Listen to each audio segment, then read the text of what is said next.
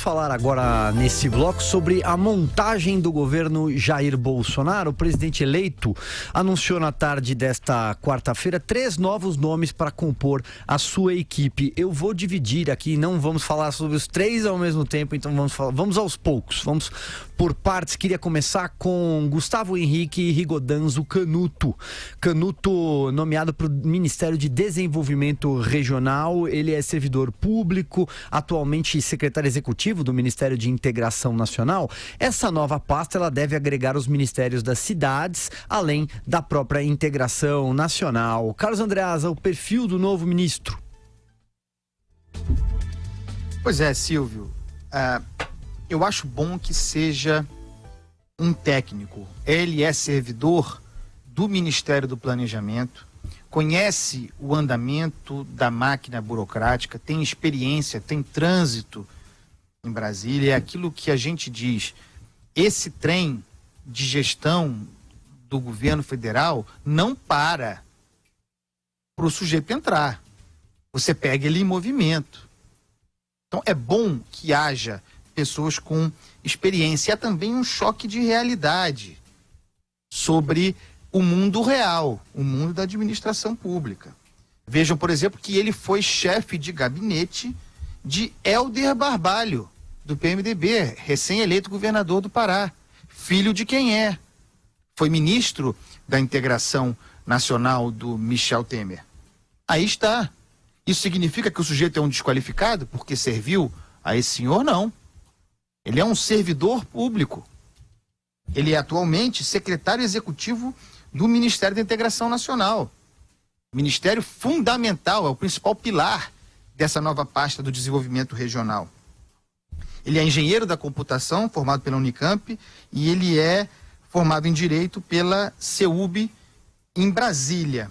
Esse Ministério do Desenvolvimento Regional, como eu tenho dito aqui, é um dos ministérios estratégicos do Jair Bolsonaro. Eu esperava que fosse ocupado por um militar também, porque ele me lembra muito a conformação do Ministério do Interior do João Figueiredo. A junção provável, está indicado que assim será, entre os atuais Integração Nacional e Cidades, reunirá as seguintes funções muito importantes. É um ministério que tem orçamento de quase 100 bilhões de reais. Somando os dois, nos últimos anos, dá algo como 80 bilhões de reais. Então você tem lá, no caso da Integração Nacional, infraestrutura hídrica. Nisso está contido a transposição do Rio São Francisco, que é uma promessa do Jair Bolsonaro, a retomada, a conclusão da obra. Fundos regionais e incentivos fiscais. Fundos regionais têm dispositivos constitucionais, são fundos obrigatórios para investimento especificamente no Nordeste. Defesa Civil, está contido aqui, e todas aquelas famosas siglas brasileiras que existem desde sempre, que o professor Vila fala sempre e conhece muito bem. Sudan, Sudene, Sudeco, Denox, importantíssimo, Codevasf, também relativa ao Vale do São Francisco. E a gente chega ao Ministério das Cidades. Nesse ministério estão contidos saneamento e saneamento básico. Política de habitação, Minha Casa Minha Vida. Está lá. E todos os programas de integração entre municípios e interestaduais. É um ministério estratégico muito poderoso, com um caráter político, foi muito politizado nos governos do PT, porque é por meio desses ministérios, especificamente, que se faz política eleitoral baixa no Nordeste. E um dos projetos do Jair Bolsonaro, e pode ser por cima, pode ser qualificado, é vencer a cidadela lulopetista no Nordeste, através da política. Esse ministério, reunindo os dois, é aquele que tem esse perfil. Ministério muito poderoso, estratégico, que ora se apresenta para casar com o da infraestrutura de que falamos ontem. Passo a bola para você e nesse momento, só para atualizar quem nos ouve e assiste sobre o julgamento do indulto de Natal, o presidente do Supremo, ministro Dias Toffoli, anuncia que a sessão será suspensa assim que Alexandre de Moraes terminar o seu voto. Como disse o Andreas agora há pouco, tudo indica que vai longe, tudo indica que não deve terminar hoje esse julgamento. Vai lá, Joel. Um breve comentário, Gustavo Canuto, uma nomeação sólida, alguém que é da área, alguém que tem experiência na administração pública aí, precisa ser, é bom que não seja só um economista ocupando uma pasta dessa, alguém que tenha a mão na massa mesmo. Um nome sólido e que vai cuidar de áreas que ainda são prioridades essenciais do Brasil. Lembre-se que o nosso déficit de saneamento básico no país, tão sério quanto o déficit fiscal da do governo, chega a quase 50% aí das moradias no Brasil. Não tem acesso à água tratada e à rede de esgoto. Ou seja, a gente está falando de demandas urgentes da população, que tem impactos reais na saúde, na educação, porque se a pessoa está doente também não pode ir para a escola, também não pode trabalhar. Então, um ministério aí para a gente ficar de olho, um ministério muito importante, está reunindo atribuições. É bom esse trabalho do governo Bolsonaro de reunir ministérios, porque facilita o trabalho de governar, diminui o número de pessoas com quem ele tem que estar conversando e tomando decisões, diminui o número de tomadores de decisão. E vamos observar, uma nomeação sólida. Boa. Professor Vila. Eu não conheço esse senhor, quer dizer, eu vou conhecê-lo agora a partir de 1º de janeiro mesmo, né? Nós, o Brasil inteiro. Agora, a ideia do Ministério dessa fusão, ela é boa, né? Em termos administrativos e de gestão. Agora, vamos ver como é que ele vai tratar essas velhas autarquias e entidades criadas, algumas há mais de um século. O DENOX, Departamento Nacional de Obras contra Secos, foi criado em 1909. Começou no governo Afonso Pena, mas a assinatura foi, quando ele falece, foi feita pelo vice-presidente que assumiu, Nilo Peçanha. Portanto, tem mais de um século o Departamento Nacional de Obras contra Secas, como se fosse possível combater um fenômeno climático. Você convive, você não combate. Desde lá o DENOX, olha o tempo, mais de 100 anos. Quero ver que ele vai a Sudene, esse já é dezembro de 1959, né? Aí vamos passando por todos, Sudã, quero ver como é que ele vai articular com o Banco do Nordeste, criado em 1952, né? Em suma, as questões que envolvem particularmente o Nordeste, eu estou curioso, se efetivamente vai ter um programa para a região, porque o nosso semiárido, o semiárido nordestino, é o mais populoso do mundo. Não há nenhum país no mundo que tem um semiárido tão populoso como o brasileiro e que tem muitos desafios. E não é só, passa, claro, pela questão da água, evidentemente, mas não é só água. Envolve toda uma cooperação técnica, uma cooperação técnica, formação de uma agricultura seca, e tem uma longuíssima história, um material riquíssimo, inclusive no próprio arquivo do DENOX, que fica em Fortaleza, no Ceará tal. Então o desafio é ver se efetivamente haverá uma coordenação, especialmente os trabalhos no Nordeste. Se vai fazer com que o sertanejo seja finalmente cidadão. Acho esse o grande desafio. Muito bem, seguindo, portanto, como disse agora há pouco, o presidente eleito Jair Bolsonaro anunciou outros nomes também para compor o seu ministério. Vou colocar aqui mais 2 e aí giramos os comentaristas do 3 em 1. O deputado federal Marcelo Álvaro Antônio assumirá o Ministério do Turismo. Sobre Marcelo Álvaro Antônio, ele é deputado, como eu disse, reeleito, foi campeão de votos em Minas Gerais e é um claro afago ao PSL, ao partido de Jair Bolsonaro. O partido fica aí, portanto, com mais uma pasta.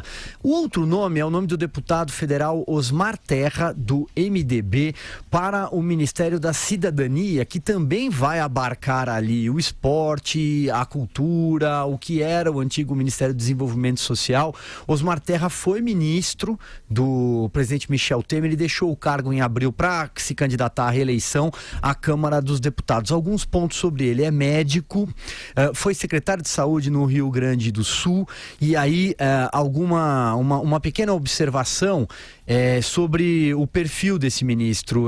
Um ponto central: ele tem uma posição contra a descriminalização das drogas, e debaixo do ministério dele ficará a Secretaria Nacional de Política sobre Drogas. Isso é algo muito caro, é uma bandeira para Jair Bolsonaro. Além disso, também ficará com o Bolsa Família. Na gestão dele, com Temer, ele passou um pente fino sobre o Bolsa Família, zerou a fila do Bolsa Família, e lembremos que o presidente Jair Bolsonaro prometeu o 13º salário do Bolsa Família. Portanto, Osmar Terra fica aí com um ministério muito interessante, é um perfil muito competente, na minha opinião. Carlos Andreasa, passo a palavra para você. E os direitos humanos saíram dessa pasta, né? Algo que também poderia estar aí debaixo do guarda-chuva dele. Será que vai sobrar alguma coisa para o Magno Malta? Pois é. É a esperança do Magno Malta, Silvio. Vamos ver, né? Tá rareando. né?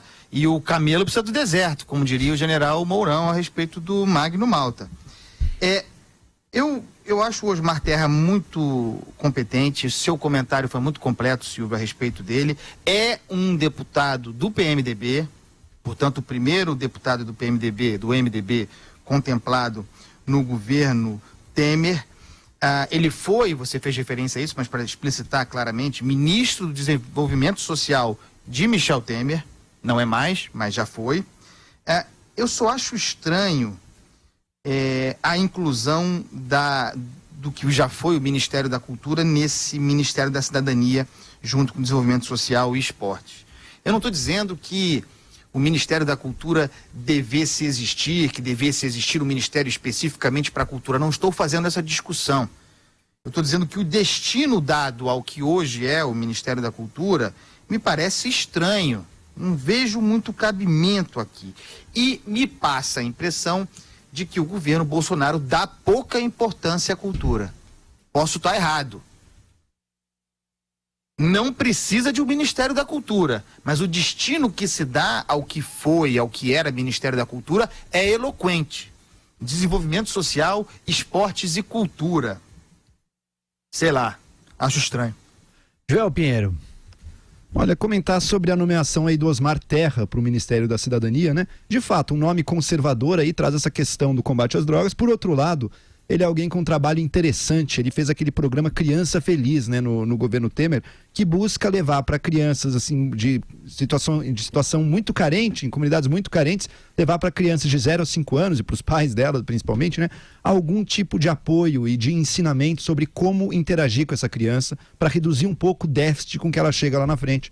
Porque a criança de um lar muito carente, que passou por muitas privações, já chega no ensino fundamental sabendo, com um vocabulário muito menor, por exemplo, do que a criança que teve boas condições. A desigualdade, a desigualdade de oportunidades, ela começa aí.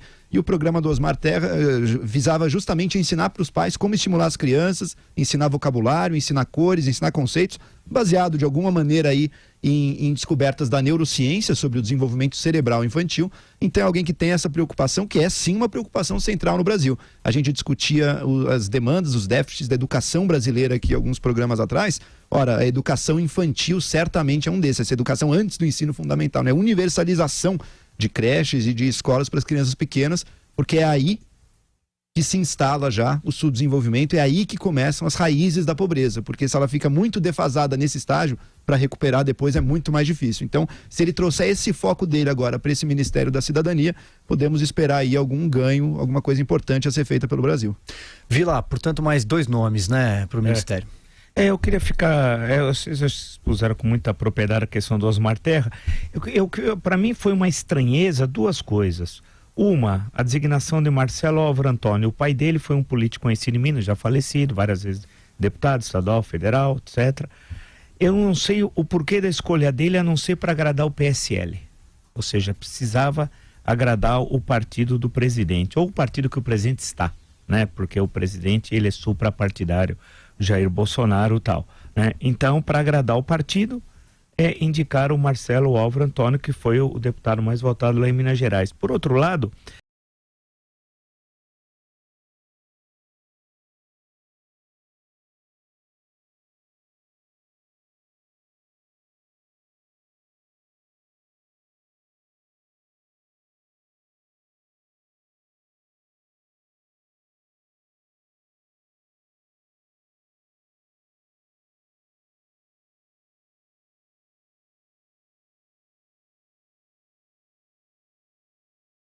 país em que o Ministério do Turismo é uma piada. Lembrar que todos os estados têm Secretaria de Turismo. E dos 5.600 municípios brasileiros, acho que em torno de 1.000 a 2.000 tem secretarias municipais de turismo. Para quê? Em algumas cidades, quando você visita, eu já fiz essa experiência, eu vou perguntar se tem secretaria municipal. E tem sempre uma casinha lá. E tem 2 ou 3 pessoas distribuindo folders. E geralmente nos portais, porque nos estados de São Paulo e Minas Gerais, especialmente no sul de Minas, toda cidade na entrada tem um portal. Eu não entendia por que tinha portal. Toda cidade, aí eu fui perguntar por que tem. Entrei numa. Aí me falaram, não, é o meio de liberar recursos do Ministério do Turismo. E certos portais eram caros, 150 mil, 200 mil, e mau gosto a toda prova, horrorosos tal. Mas era o meio que chegava o dinheiro, e aí tinha uma negociação no município, no prefeito, etc. tal. Então, olha, eu extinguiria o Ministério do Turismo, queria uma secretaria anexa a outro ministério. Agora, ter um Ministério do Turismo com essa proposta que o governo tem correta, de articular setores que são irmãos e melhorando a qualidade do gasto público, não dá para concordar com a criação do Ministério do Turismo.